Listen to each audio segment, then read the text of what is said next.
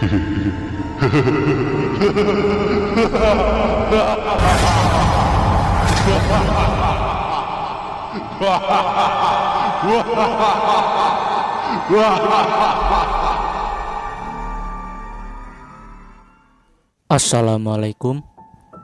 Halo semuanya, kembali lagi di channel Mas B.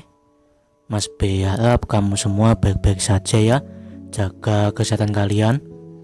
Kali ini kita akan memasuki sesi baca cerita horor.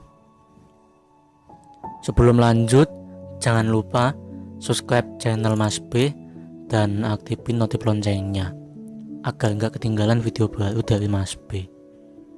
Sebagai balasannya, Mas B akan bercerita tentang teriakan tengah malam. Kali ini suaranya sangat mengerikan. Aku mendengarnya seperti orang suara minta tolong. Suaranya sangat kesakitan, seperti sedang disiksa. Aku menambah volume MP3 ku agar aku tidak mendengarnya. Tapi sia-sia saja, aku tetap mendengarnya. Aku merasa kesal dan berpikir, kenapa hanya aku saja yang mendengarnya? Kenapa yang lain tidak? Aku mohon, hentikan. Aku tidak mau mendengar semua ini. Aku mohon. Pagi tiba. Ibuku memarahiku karena aku tidak tidur semalaman. Aku menceritakan semua kepada ibuku, tapi ibuku malah berkata, aku menjadi bersikap aneh saat pindah ke sini. Ingin sekali aku merekam atau memvideokan hal itu, tapi aku tidak punya handphone dan hanya memiliki MP3 untuk mendengarkan musik saja, dan untuk menambah lagu baru saja harus ke warnet. Saat siang aku keluar rumah untuk membeli makanan. Karena ibuku sedang tidak ada, aku bertemu seorang tetangga sebelahku yang menyapaku. Dia adalah seorang nenek yang tinggal sendiri di rumah itu. Dia bertanya, aku mau kemana? Aku hanya menjawab, aku mau membeli makanan saja. Lalu aku pun teringat dengan teriakan itu. Aku memberitahu semuanya padanya dan bertanya, apakah nenek juga mendengar suara teriakan di malam hari? Dia hanya menjawab, dia juga mendengarnya waktu dulu saat seumuran denganku. Aku terkejut, ternyata ada orang yang mendengarnya selain aku. Nenek itu berkata, kita harus mendekatkan diri kepada Yang Maha Kuasa dan tidak boleh melanggar apa yang dilanggar oleh Yang Maha Kuasa. Apa yang didengar olehku adalah seperti siksa kubur. Nenek itu bilang, agar aku terus menguatkan imanku dan mendekatkan diri pada Yang Maha Kuasa, agar kita terhindar dari semua hal yang jahat dan mendapatkan perlindungan darinya. Insya Allah, aku tidak akan mendengarkan teriakan itu lagi. Teriakan itu muncul agar kita introspeksi diri kita. Apakah iman kita kuat? Apakah kita tidak pernah meninggalkan sholat? Apakah semua yang kita lakukan di dunia ini adalah benar atau salah? Aku pun hanya terdiam mendengarkan kata-kata dari nenek itu. Aku pun berterima kasih pada nenek itu untuk nasihatnya. Setelah makan, aku pun hanya berbaring di kamar sambil mendengarkan MP3 ku. Aku berpikir dengan keras soal perkataan nenek tetanggaku itu, karena dia juga pernah ada di posisiku dulu. Aku pun berpikir untuk memperbaiki diriku sendiri dan akan mendekatkan diri pada Yang Maha Kuasa agar aku mendapatkan perlindungan darinya. Sudah 5 bulan aku tinggal di rumah ini. Aku sudah tidak mendengar suara teriakan itu lagi. Aku pun merasa tenang karena aku tidak perlu merasakan ketakutan lagi. Lalu pada malam hari, aku sedang membaca buku novel untuk tugas sekolahku sambil mendengarkan musik di MP3 ku. Waktu menunjukkan jam 11 malam. Tiba-tiba aku mendengar suara ketukan di kaca jendelaku.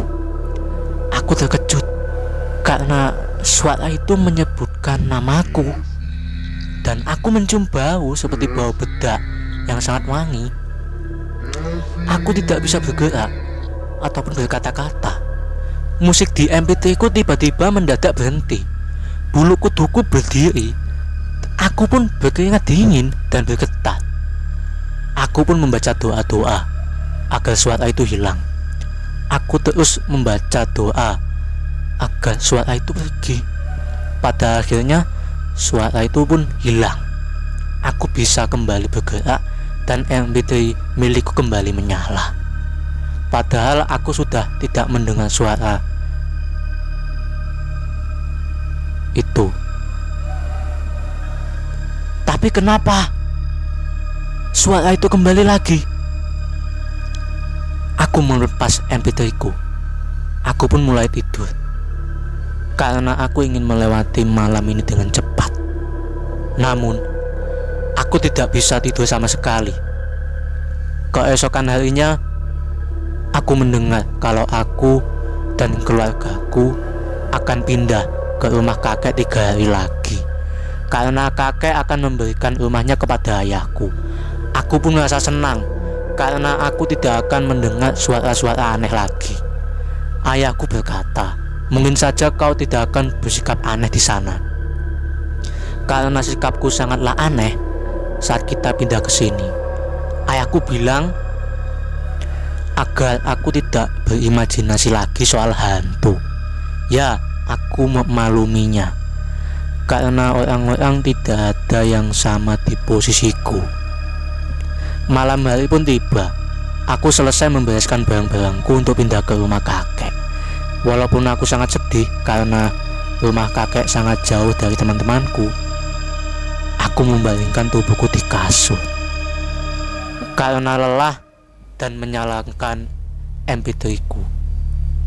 Waktu menunjukkan jam 11 malam. Tiba-tiba MP3 ku mati mendadak lagi. Aku mendengar suara ketukan lagi di kaca jendelaku. Aku mulai memberanikan diri untuk membuka gorden kamarku.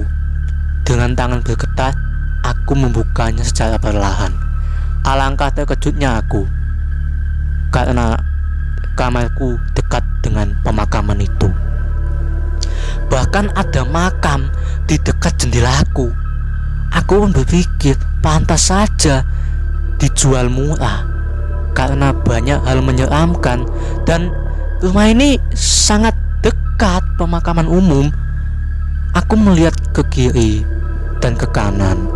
Apakah ada orang di sana yang sedang melakukan prank padaku?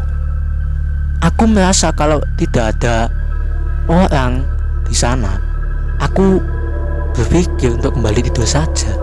Namun saat aku akan menutup gorden rumahku, tiba-tiba aku melihat sesosok makhluk putih berambut panjang sedang duduk di atas ranting pohon. Dia tersenyum padaku sambil melambaikan tangannya. Sambil melambaikan tangannya padaku, seperti mengucapkan salam perpisahan. Aku hanya terdiam dan tidak bisa berkata-kata. Dengan cepat, aku langsung menutup kembali gorden kamarku dan menutupi diriku dengan selimut sambil berdoa.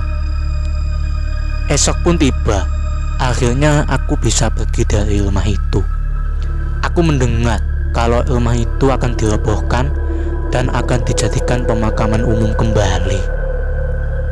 Di dalam perjalanan, aku berpikir soal kejadian mengerikan itu.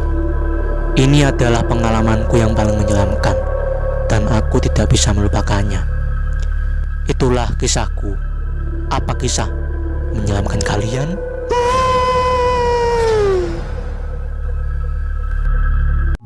Oke, segitu aja untuk video hari ini. Kalau kamu punya cerita, silahkan kirim ke IG ya. Linknya ada di deskripsi. Jangan lupa like, komen, share, subscribe, dan aktifin notif loncengnya. Supportmu semangatku. Hidup Telo Goreng. Wassalam.